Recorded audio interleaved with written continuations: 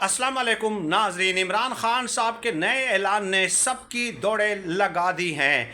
आपको याद होगा कि 4 अक्टूबर को डी चौक पे इमरान खान साहब ने एहतजाज की कॉल दी है। उसके बाद हुकूमत ने रब्ता किया, दरख्वास्त की और कहा कि ये एहतजाज कुछ दिनों के लिए मुअख्खर कर लें, लेकिन इन तारीखों को ना करें क्योंकि मलेशियन प्राइम मिनिस्टर आ रहे हैं, चाइनीज़ डेलीगेशन, सरमायाकारों का वफ्द आ रहा है, तो इसलिए मेहरबानी करें। लेकिन रात गए इमरान खान साहब ने उनकी ऑफ़र मुस्तरद कर दी है। जी हाँ, इमरान खान साहब ने मुस्तरद कर दी है ज़ुबैर अली खान साहब के बकौल।